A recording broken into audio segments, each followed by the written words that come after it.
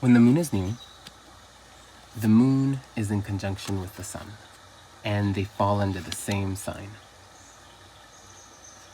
When the moon is full, the moon is in opposition to the sun and will fall under the sister or opposing sign of wherever the sun is. So during Cancer season, when the sun is in Cancer, the new moon will always be in Cancer, and the full moon will always be in Capricorn, Cancer's sister or opposing sign. During the new moon, the moon is essentially bathing in that glorious sunlight, and it blinds us to that part of the sky where she's at.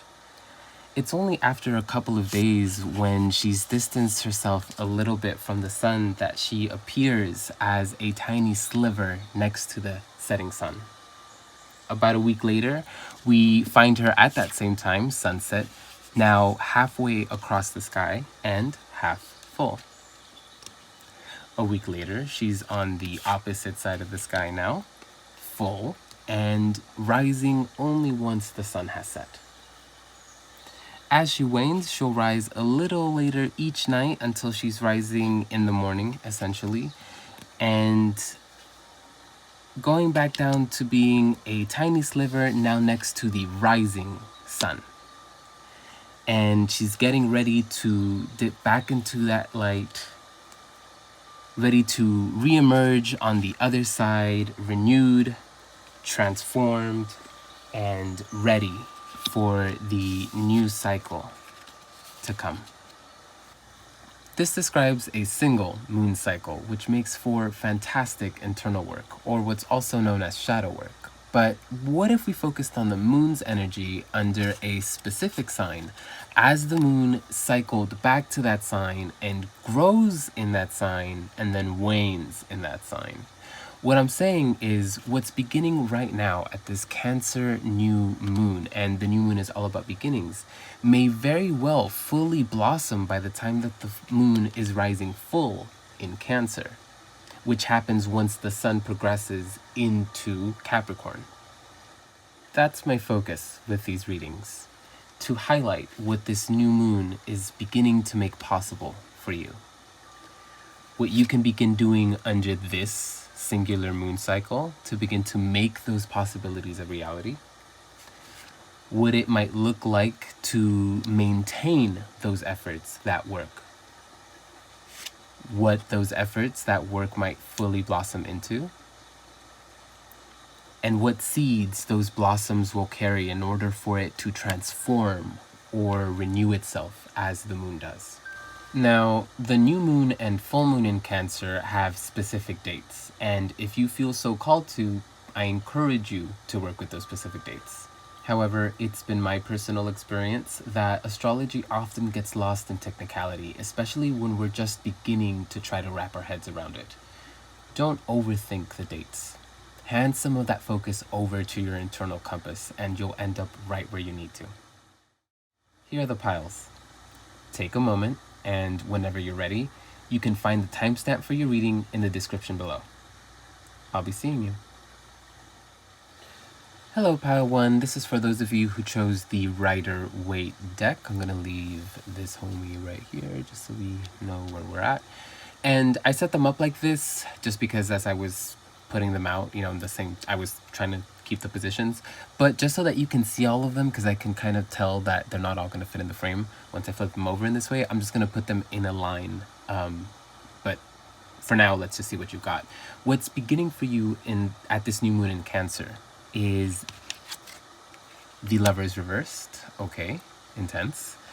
What you can begin to do to make this possibility a reality, the Three of Cups. What it'll look like to keep these efforts, this work going in order for it to blossom into something, the Ten of Wands. What these efforts, what this work might blossom into, the Wheel of Fortune reversed. And what seeds this blossom will carry in order to renew and or transform itself as the moon does, the Eight of Wands reversed. Okay, so like I said, let me just put these into a line so we can see them all. Okay, So what's beginning for you at this new moon, the Lovers reverse. This is a very intense reversal because the Lovers upwards obviously is, it's not about love per se. It can be about you and another person and you guys being in a romantic relationship together, definitely. But traditionally, the Lovers is first and foremost about choices. So there are definitely two ways that I can interpret this reading. On the one hand, and although I just said that, obviously it's about love, but it doesn't always have to be. This reading does feel like a love reading, gotta say. And it's one of two things at different ends of the spectrum. So on the one hand, the reversal can indicate either the closing of an important relationship, a romantic one or not, or your attempt at one and that failing, kind of fizzling out for whatever reason. Now, that's what I'm picking up with these cards. Either something's ending and you're trying to move on from it, or something ended, something relationship wise with whatever this reversal of the Lovers is, that relationship that's ended and you're trying to move on from it, or you've attempted to start something with someone and it failed, and this is basically a reading as to how to proceed with that. This whole reading is about how to proceed with whatever it is that the Lovers reversed is representing for you. So just to, for the sake of brevity and just so I'm not wasting anybody's time, if you don't feel like this is happening in your life right now, like you've ended a relationship or that one needs to end and you feel like you need to get away from it, or like you tried to start something somewhere with someone and it didn't really pan out and you don't know what to do next, this is the reading for you. If that's not you, then I, go pick another pile, or maybe there's just not a reading here for you. That's cool too. But that's what I'm getting with the Lovers reversed as to what this new moon in Cancer is beginning for you. It's a way through this dilemma that we're seeing with the Lovers reversed. Again, either A, what's ended, how to move through it, or B, what failed and how to succeed past that failure. What you can begin doing immediately right now during this month's moon cycle so that you can begin addressing this issue is what's coming up is friendship, the Three of Cups. So if you're part of Camp A where something's ended and you're trying to find a way through it, your friends, your relationships that aren't romantic are going to be your saving grace right now. That's what's going to help you see more clearly. And maybe right now, seeing clearly isn't really what you need. You just kind of need to be comforted. You need to be among similar energy. And so that's the advice here, is to seek out friends. If you're part of the group that you're trying to figure out how to succeed where you failed before, this is saying it's going to take some time. And I mean, that's what this reading is all about. It's that we're starting something now and committing to an effort, a work around what's beginning in order to see it blossom. And so if you're trying to start something serious with someone and you're not really seeing it happen, the advice here is to approach it through friendship first. Or maybe it could be that your friends, the people in your life that you trust, might have some good advice for you in regards to how to proceed with this matter. And that could be true. Obviously, that was true with, if you're part of the first group, your friends are going to be what you kind of need right now. So those two messages really clear, really kind of simple. With moving forward, it starts to get a little more complicated. So what it'll look like in order for you to maintain this work and effort to see it blossom into something, we got the 10 of Wands. And the 10 of Wands is all about straining ourselves, doing the most, either because we have to or we feel called to, whatever the case is. He's carrying 10 wands, which is the most amount of wands in the suit because it goes 1 through 10 and then it starts to go into the court cards. So those aren't really given a value. So then 10 wands is the most that one can carry. This is someone who's carrying a lot. And what's interesting, I have to talk about these two together, is that the 10 of Wands and the Wheel of Fortune is also a 10, and it's coming up reversed. And the Wheel of Fortune reversed is coming up as what's blossoming from all of this effort. But this straining effort is upwards, and the blossom, which is a major card, and the blessing, and this is a really good card, and I'll get to the meaning in a second, but it's what I'm seeing with 110 being upwards, and it's before the next 10 that's reversed, is that this upwards 10 is causing the reversal of this 10. This strain that you're putting on yourself, trying to make all of this happen. I'm like putting it back here, I don't know why. You know, if you're part of group A and you're trying really hard to move on from this thing that is over now, you might at this point be doing everything in your power to try to get over it, and you might be doing too much. You might be doing so much that it's really working against you, not really helping you move on. Or, you know, if you're part of the second group, you're doing too much, and that's why these things aren't working, because you're not really paying attention to what is actually needed from the situation, and you're over here trying to carry more, trying to do more, trying to, again, strain yourself for something that you don't need to strain yourself for. Because, again, if we're following that logic of this upwards card is causing this reversal, then if we relax ourselves, if we stop straining ourselves, then the universe can come through and deliver what it's going to come deliver. Because the Wheel of Fortune is all about the way that the universe, divinity, works. It works in symbols. It works in subliminal messages. It doesn't just come and directly tell you, hey, I've got this specific thing for you. It's coming today. Get ready for it. It'd be great if we got that. And, you know, card readings is as close as we can get to that. But obviously here I am spending a whole bunch of time interpreting what these cards might mean for you, because these things are really hard to pin down. So divinity speaks in symbols. And that's why this card is full of different types of symbolism. So like we have the devil and the snake here, which is like from, among other things, biblical mythology. We have the Sphinx here from ancient Egyptian mythology. We have figures here that represent the zodiac. So Torah, which and Hebrew lettering here to represent Judaism and also Kabbalah practices, and we have alchemical symbols here within the wheel. Again, just all of this symbolism that exists within this card, and that's what the card is all about, how divinity communicates with us. And it's with the culture that we live in that requires us to be as efficient and as quick as possible, it would make sense that our response to failure, to something that makes us uncomfortable, is to do as much as we possibly can in order to feel less like a failure. We tend to feel like failures when we aren't being productive because of the way we've been conditioned to believe that productivity and efficiency is the best that we can be. Divinity here is telling you that in order for it to deliver what it wants to deliver to you, you need to kind of relax your hold on things a little bit, because maybe you're not praying for this thing that you're trying to accomplish. And if you are, cool, the message still applies. Whether you're praying or not, you are basically, what's needed right now is not your efforts. It's for things to just happen naturally, as divinity works naturally. And naturally, sadly, not sadly, but truthfully, means slowly. It's not going to happen just because you want for it to. It's going to happen when it needs to, on divine timing. And so that the Wheel of Fortune is a lot like a clock.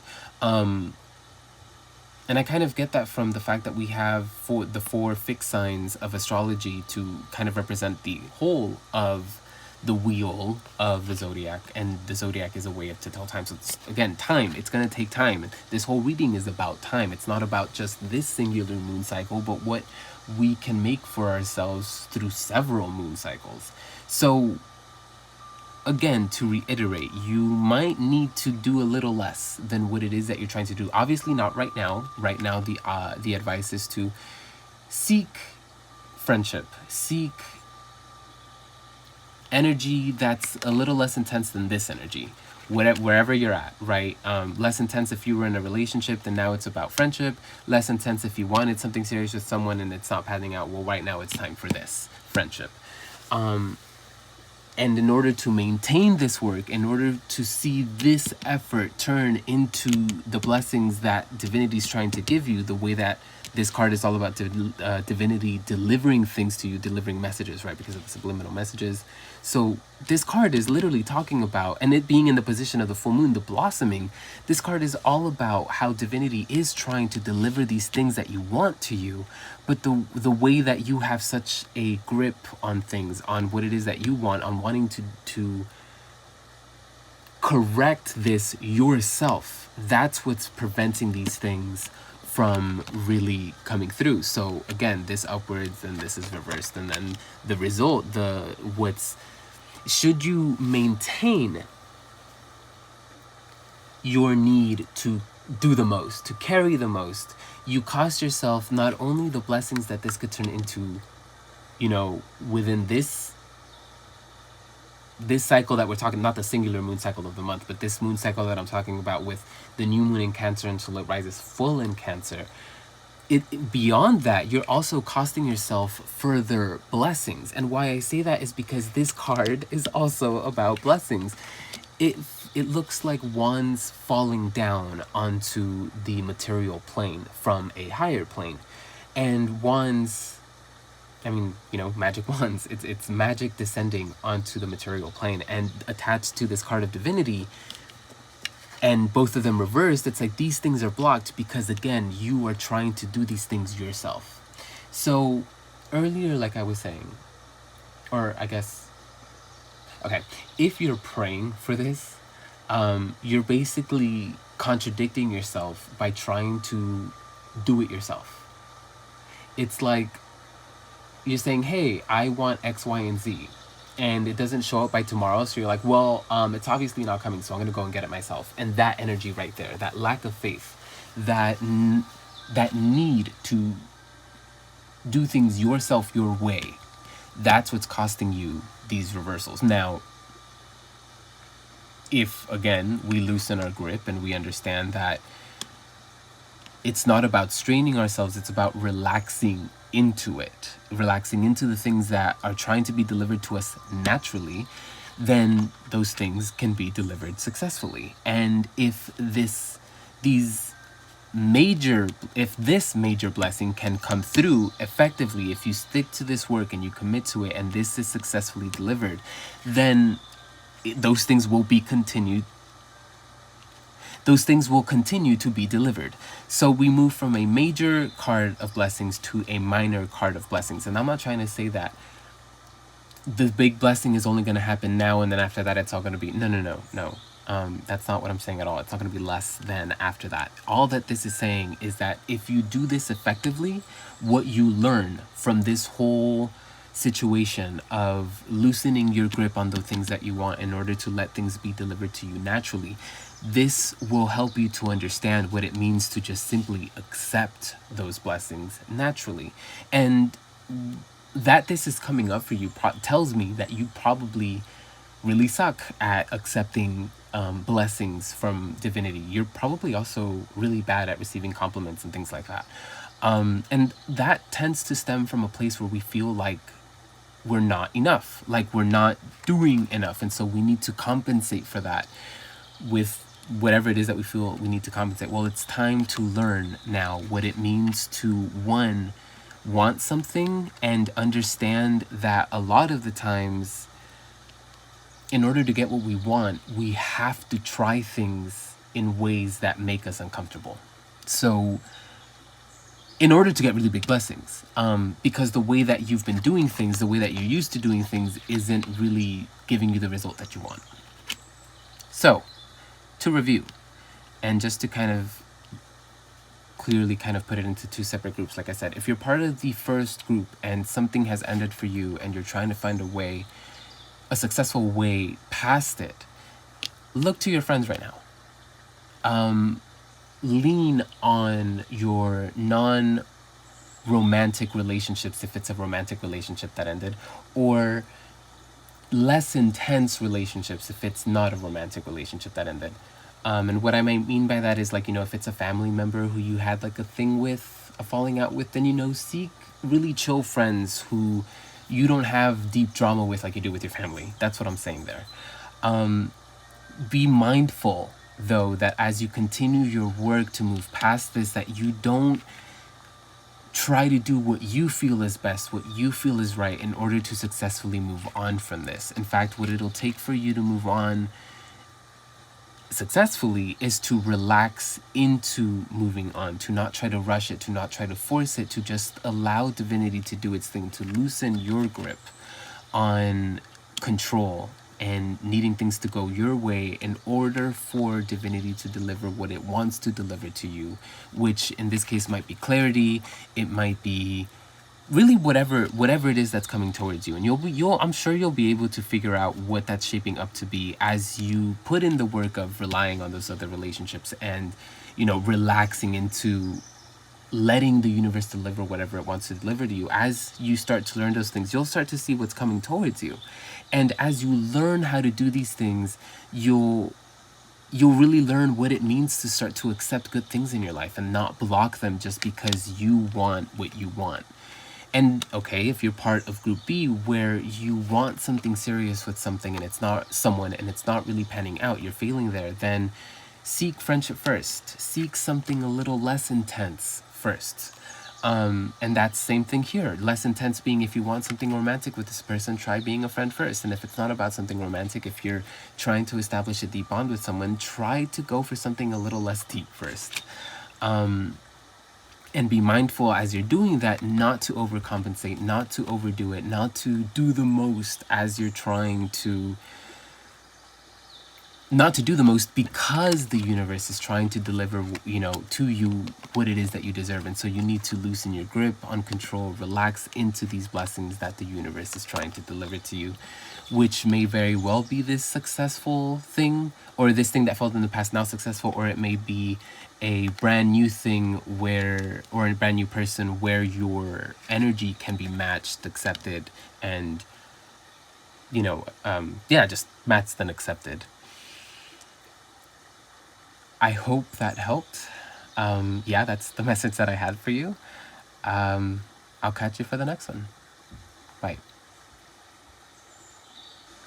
Hello, Pile 2. This is for those of you who chose the Tarot of the Divine. I'm just going to leave this homegirl here so we know where we're at. Now, I set up the cards according to the spread in this way, but I can already tell that they're not going to fit in the frame. So once I flip them over, I'll set them up in a line so you can see them all. What we've got for you here, what the new moon in Cancer is beginning for you, is the Seven of Swords, which you can begin to do during this singular moon cycle in order to see this possibility turn into reality. We have the Eight of Coins. What it'll look like in order to... Oh, and let me show you the Eight of Coins so you can see it.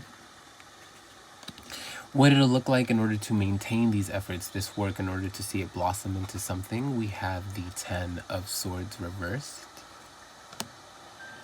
What these efforts, what this work will blossom into, we have the Hanged Man. And finally, what seeds this blossom will carry in order to renew or transform itself as the moon does, we have the Nine of Coins reversed. So, alright, give me a moment and I'm going to go ahead and put these in a line. Alright, so there we are.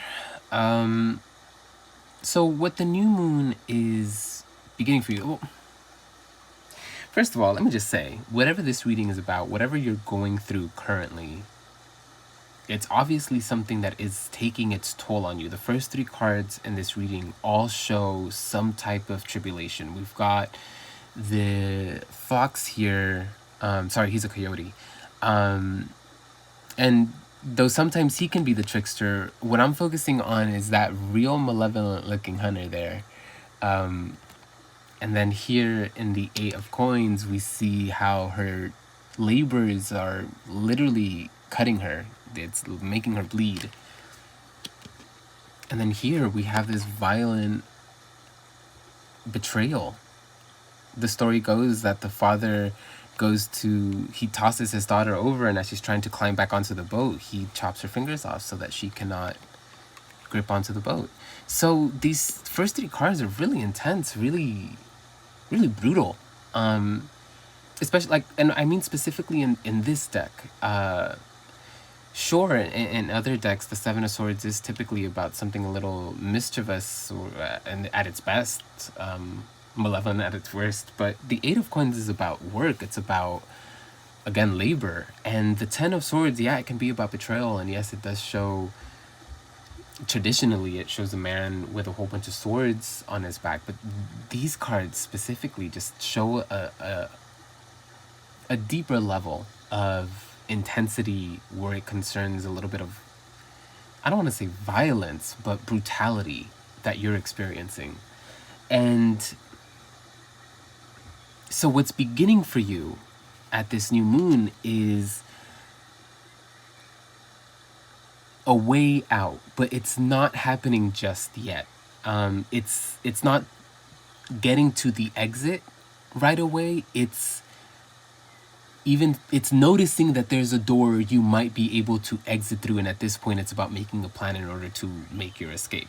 Why am I saying that? Because the Seven of Swords is traditionally a card about having a mission, and one that's going to require your skills and, in some cases, some stealth. So I hope this isn't literal, and that I can't imagine that somewhere you would have to escape from would let you see tarot readings. So, I don't think that that's what this is. But what this is what's more likely is that this is a situation that you're starting to recognize is dire, is costing you a lot, and that you're trying to escape with all these things in tow in your mouth, but you're starting to realize you might have to leave with less than what you... It's not about carrying the most, it's about just leaving. You have to just go, and things are dropping because he's been confronted now. He doesn't have the luxury of getting all of these things out safely. He's got to go. So what's beginning at this new moon is, again, one, a recognition that something isn't right, that we need to go, and two, what it's gonna look like in order to, go. And that acceptance, what you can do right now immediately under this month's moon cycle in order to make these possibilities of reality, well, it's gonna take hard work. It's gonna take things that will make you bleed, hopefully internally only, and even then, not hopefully, just that sucks when you have to come to hard realizations internally that cost us, that hurt us. And more than that, what this is looking like is that, because it moves from 7 naturally into 8, different suit, but I like that natural progression. And in fact, I'm noticing just now we've got 7, 8, 9, 10. We're missing 11, but the Hangman is 12. And anyways, back to these two cards. The Eight of Coins as a response to the Seven of Swords, where the Seven of Swords is what the new moon is beginning, and the Eight of Coins is what we can do immediately to make the possibility of the Seven of Swords, to make escape possible. It's hard work. So, okay, one example.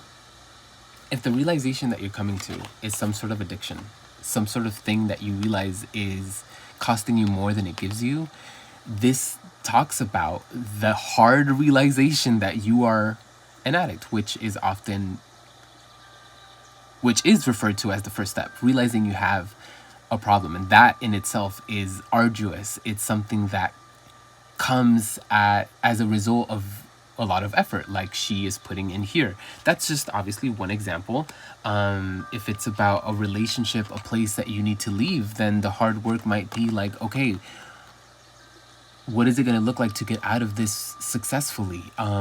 If it's, and I'm not hoping for this, it's just an example. It's like, if it's an abusive relationship, then, what is, facing a confrontation, an honest confrontation of what this is gonna, how much this is gonna hurt, how much this is gonna cost you, but an understanding that this is the next natural step from 7 to 8. What it'll look like in order to maintain this energy, in order to see the blossoming of the Hangman, and this is a beautiful blossoming to this energy, by the way, but I digress. The Ten of Swords reversed. Now, I talked about how upwards we have this horrible betrayal here. And reversed, it doesn't necessarily negate that betrayal, that heaviness that we see with the upwards energy. Instead, the Ten of Swords reversed is a relief, very often following the energy that we see with the Ten of Swords upwards. So if this is some type of violence against us, as it's traditionally shows, reversed, then it's us either seeking, accepting, experiencing relief from the pain of that betrayal. Now, I keep saying betrayal, and that could be what's going on. I'm just kind of referring to the story here in itself. But whatever this Ten of Swords is referring to, so like, you know, what this thing that you're trying to leave from is actually doing to you, that's what this upwards card is talking about. The Ten of Swords upwards is the pain that this thing that you're trying to leave from and work away from, that's what it's causing you. What it's going to look like in order for you to actually successfully get out of it is for you to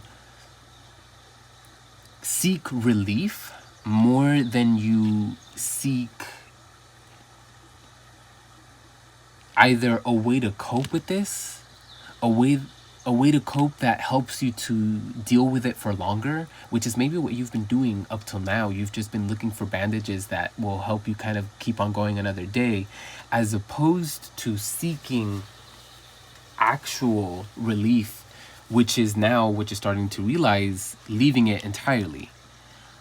And what's being said by this reversal, by the Ten of Swords reversed, is that if you focus too much on the pain that this has caused you, if you place too much power upon what others have done onto you, instead of focusing on the relief that you can feel, on what you yourself are feeling, and if we focus on what we're feeling and we start to gravitate actively, if we actively start to gravitate towards relief instead of actively gravitating towards the pain that we're feeling, if we start to gravitate towards relief, then what we will see blossom is the Hanged Man. And the Hanged Man is again, such a beautiful response to all of this energy. It's a beautiful card in itself, but I love it here because the Hanged Man is about peace. The Hanged Man is, and mind you, a bit of a paradox there, because the Hanged Man gives this idea of, you know, a man being hung at the stocks, like, don't think dirty, hung at the stocks, like he's being, you know, he's about to be executed. But in tarot, that's not the energy we get from the Hanged Man. Now, the Hanged Man may sometimes show someone actually, like, there's this deck that I have, and the Hanged Man in that deck shows a dude, and he's basically like naked, and he's upside down, and there's arrows, like someone, they've been shooting arrows at him. But he looks very peaceful, because that's what the Hanged Man is about. It's about before we can experience what the Hanged Man is about, we must first know inner peace. The Hanged Man is a full recognition of our inner peace, so that when we are troubled, when things come to throw us out of balance, we can connect directly to that inner peace and not be swayed by whatever's trying to sway us. And so that's what I mean by the Hanged Man being a peaceful card. It's literally the card that denotes peace in the face of adversity, in the face of chaos. This card denotes Sleeping Beauty at that moment when she's put to sleep by the fairy godmothers while basically evil has won. And again, such a beautiful card to show up with all of this evil that surrounds you, the advice being that you need to focus on your relief. And here you are, sleeping, reposing, in relief in the midst of all of this horror, all of this darkness. And what I love specifically about this is that in this card, we see thorns, and those thorns and this bush is causing you pain. But here, as those thorns have grown, as your work has grown, your efforts have grown, it protects you now. And what that tells me is that all of this pain that's caused you here, it's gonna, your capacity to feel that pain and function despite it is what's going to help you really hone in on this peace. Like once you feel this peace, it's gonna feel so deep and gratifying to you because of how much chaos you've known. And I paused there for a second because I was focusing how her feet are red. Like, incredible.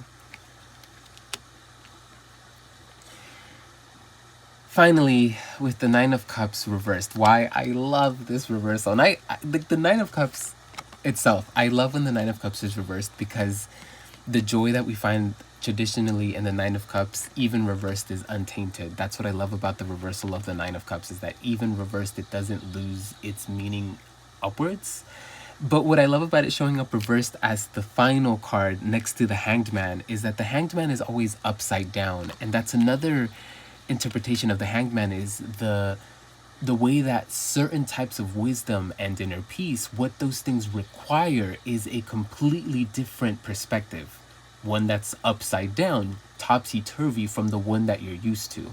And so this peace that we can know at the end, this joy, rather, the Nine of Cups, oh, sorry, this is the Nine of Coins. I was like so excited about it being the Nine of Cups, that it's actually the Nine of Coins. But honestly, the message still tracks, because although the Nine of Cups reversed, sorry, wow, I keep on calling it the Nine of Cups. The Nine of Coins reversed does hold a slightly different meaning. The Nine of Coins upwards is about wealth. It's about a wealth that is gained over a long period of time. And so it's not just any old wealth, it's like a very big wealth, because again, it's been generated over a long time. Reversed, and why this reversal doesn't matter to me as much, why I didn't freak out when I was like, oh, it's the Nine of Coins, not the Nine of Cups, is because this reversal comes up next to the Hanged Man upwards. And so what this tells me is, I don't know if that kept recording, I hope that it did. This reversal next to the Hanged Man, which is already reversed, is upwards. Because the Hanged Man always throws us for a loop. It's always, it reverses our perspective.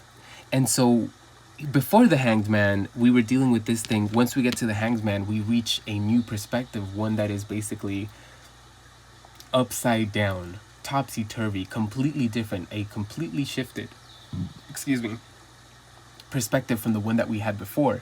And in this upside down perspective, this new perspective, now we are able to access this joy that we see in the Nine of Coins. And it's coming up reversed because it is only accessible. You'll only be able to recognize this energy that is reversed here once you reverse yourself and your perspective. Do you get what I'm saying? You have to go through this hardship and make it through it in order to find this inner peace, which once you've unlocked that within yourself, it's going to help you unlock other joys. Joys unlockable, knowable only once you have shifted your perspective, because only with that shifted perspective will you be able to recognize this joy that you won't be able to recognize right now with where you're at. You have to change your perspective first, and those things will happen naturally as you go through this work that we're talking about here, of one, recognizing that where we're at isn't somewhere we want to be anymore. Two, committing to the hardships, the hurt that this truth is causing us. And once we've accepted and acknowledged that and sat with that, understanding that that isn't all there is to feel, we actually have to make a commitment to relief, not to put too much focus on the pain that all of this has caused us, but instead choose to actively gravitate towards relief. And in doing so, in committing ourselves to that relief, anchoring to it, choosing that inner peace. And once, we're there and we know what inner peace is, getting these new things made possible only once you've learned inner peace, once you've gained this new perspective that you don't have yet, once you've leveled up, in essence, you'll be able to access the Nine of Coins, this long generated wealth, this wealth that's been a long time coming, whether that's literal or not, whether, that could be just like, I don't want to say just, but it could be like an energetic wealth, one that you don't have here where you're at now, a wealth that's opposite to the lack that you're feeling here and now.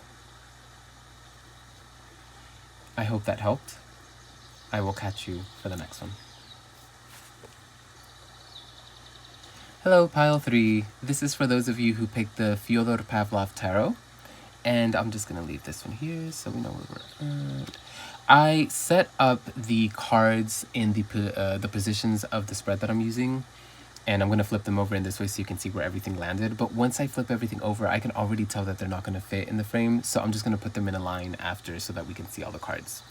What the new moon in Cancer is beginning for you, we have the 3 of Pentacles reversed. What you can do to make this possibility a reality during this moon cycle, what you can begin doing now, we have the Wheel of Fortune reversed. All right, we're starting off strong and intense.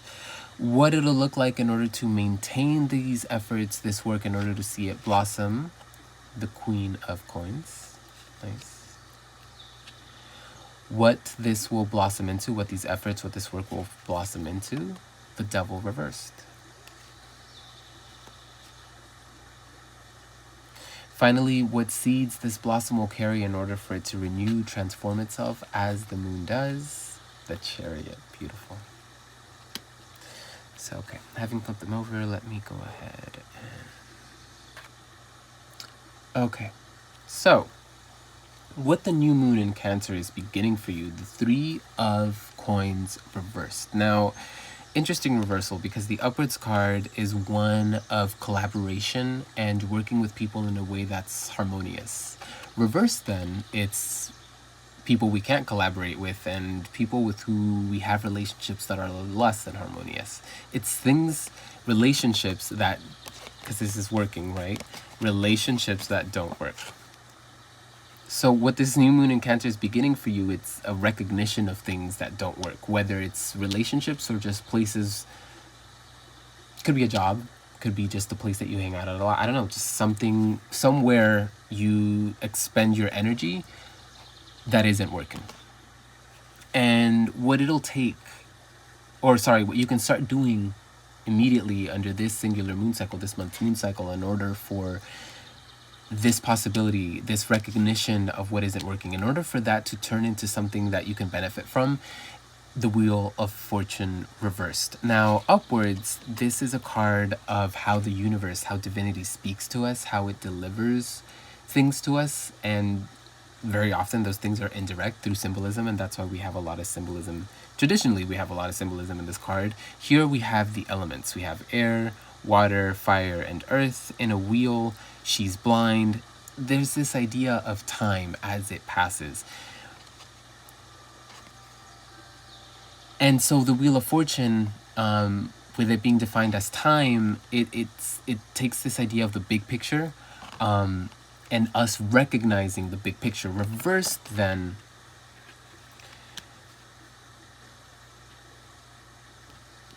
okay, how do I word it? Like, the reversed Wheel of Fortune coming up as what you can do right now immediately in order to keep this energy going of recognizing what isn't working for you. You're gonna have to look at the bigger picture. You might be hyper-focused right now, a little too much, on this thing. Maybe not on the recognition that it doesn't work, because obviously that's what's beginning with the new moon. But the first thing, the first part, the first step is recognizing how much you're actually being impacted by this. How the focus that you're placing on this isn't allowing for you to see the big picture. And that's why this is coming up reversed. And so if what we're talking about here is something that makes you feel like insignificant, or like your efforts aren't amounting to anything, the advice here, what you need to start doing is seeking the energy, seeking proof that your efforts are valued. And so if that's not here, then seek it where it is valued, and remind yourself, in whatever way you can, that there's more to your life than this energy here. There's bigger things for you to focus on. And although that's not what we're focusing on right now, in order for you to actually make it successfully through this, you're going to have to see past just this. You're going to have to widen your gaze, broaden your gaze. What it'll look like in order to maintain this energy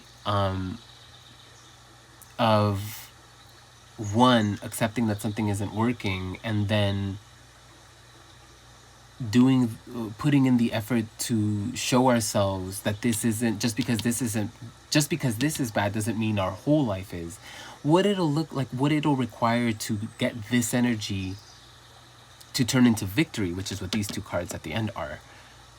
Hard work. And I don't like saying that because it's like, duh.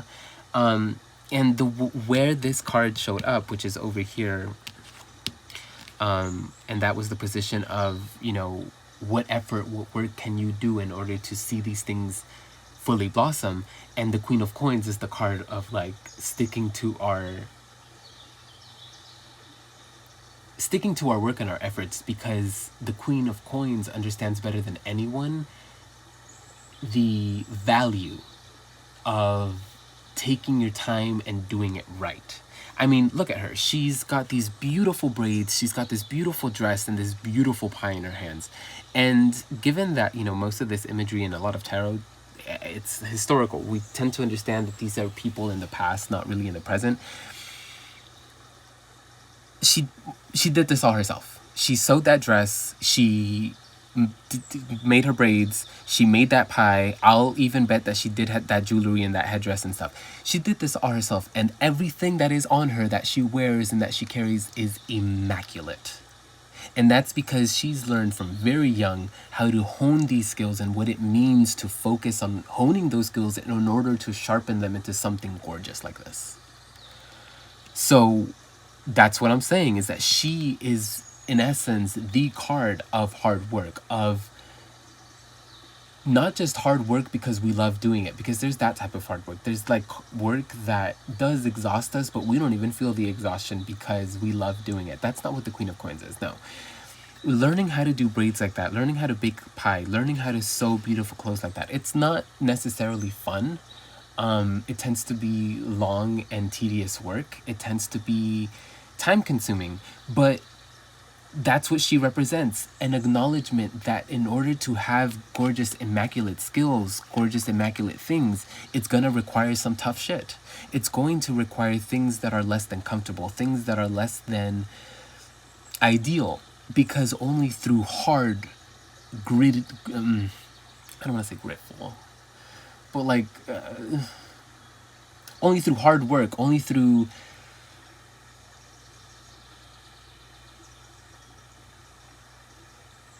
because there's like hard work that we don't mind doing, and then there's hard work that we do because we know we have to do it. And that's what she's about. That's essentially what I'm saying, is that in order to maintain this energy, in order to see this energy of like, okay, where I'm at right now isn't really working, and the focus that I'm placing on it is costing me sight of other things that matter in my life.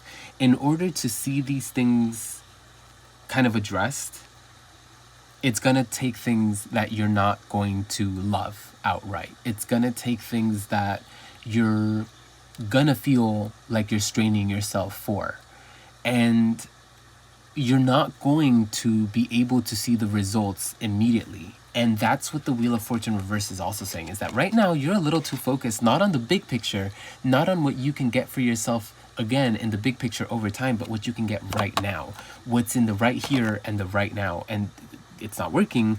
And what's required to get out of this is for you to learn what it means to not see the results right now, to have faith that although things suck right now, they're not always going to suck. That although learning how to bake a pie, learning how to sew, learning how to braid sucks, eventually that stuff that sucks will turn into skills that will have you looking immaculate and incredible. Should you commit to that hard work? Should you stick to it and see it through. You'll see your devils reversed. You'll see the things that oppress you and treat you like a puppet, submit you. You'll see these things that aren't working defeated. Next to the Chariot, which is the card all about victory, it depicts a hero. It depicts an independent being. Victory upwards, the devil, the great villain, defeated, reversed. Should you commit to this stuff that, you know, right now, you might feel like, oh, I can't do these things because I want things right now. Should you bite that bullet and stick through it every single day of the suck? Eventually, you'll be so good at what you do that you'll be able to defeat anything in the... Like, that sounds really poetic and epic, and it may very well be about that. Maybe this thing that isn't working is someone who really sucks. And before this situation, you know, this is someone you've always known. You've only ever known them to be this small, this crappy, if for lack of a better term. And in order to truly move on from this thing that's crappy, that's the only thing you've ever known, it's going to require uncomfortable, hard work, things you've never done before, things that take you outside of your comfort zone. But if you learn how to do that, you won't have this problem anymore, because you'll have learned how to defeat all enemies. 2 majors. How to defeat victory, all enemies, the enemy reversed. This is so point blank. Like, I really don't feel like I have anything else to say. But let's review before we sign off. What this new moon in Cancer is beginning for you is a recognition of what isn't working in your life, what doesn't flow, what is not harmonious, what you are putting too much of your focus and energy into. And in order to keep that energy going, in order to address this problem, it's going to require that you acknowledge the ways in which, one, this is taking so much of your focus that it doesn't allow for you to see the bigger picture, all the other things that exist in your life. And 2, it's also going to ask that you acknowledge the ways in which you still have so much left to see and learn. And in order to learn those things, in order to see more than you've ever seen before, it's going to require uncomfortable work. Things that take you outside of your comfort zone, things that are hard, things that are difficult, but that will eventually lead into very sharpened skills. One that will blossom into your enemies felled, defeated. And sorry, I got like the low battery thing. And ultimately victory. What seeds will this blossom, and the blossom being defeated enemies, what seeds will that blossom carry in order to renew itself? Well, your knowledge of how to succeed, of how to, because the chariot always depicts 2 creatures that are pulling the chariot, and they're always opposing each other, like either going in different directions. They even have different hair, so it's like they're not entirely harmonious, but that does not matter to you, who is in charge, in command of this chariot. You have such a strong will after everything you've learned how to do there. After everything you've learned how to do here, you've gained this skill, this strong will to move forward, even despite opposing forces that you have to kind of take charge of. So again, commit to it. I know it's hard. Believe me, I know exactly what this is about. I'm speaking from experience where I know what it feels like to have to commit to something every day that you feel is dumb, that you feel isn't doing anything for you, because you're not seeing the results right here and now, which is what you are used to seeing. You only like doing things that gain you instant gratification. Well, in order to progress past this, it's going to take the hard work of not seeing results right here and now, of waiting for those results. And once you see those results, and results that take a long time to get here are 10 times better than instant results, because that's why they take so long.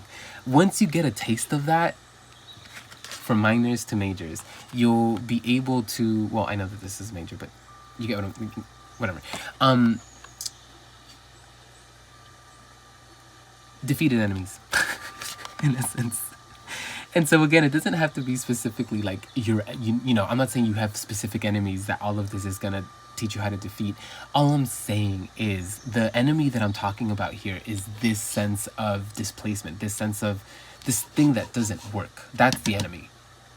You not knowing how to see past the here and now, you not being able to, or you having a hard time committing to things that are hard because it's not giving you what you want right now, that's the enemy. And committing to all of this work of deciding, you know, it's okay that I don't see the result right now, that's what's going to lead to this. That's the point, is that once you learn how to do that, you never unlearn it, and life, now this new phase of life begins where you have leveled up. You have progressed past this person who needs instant gratification to one who understands that it's okay. I don't need what I want right now. I'm willing to put in the hard work because I know what it means to be victorious now. I know what it means to see the things that oppress me defeated. I hope this helped. I will catch you for the next one.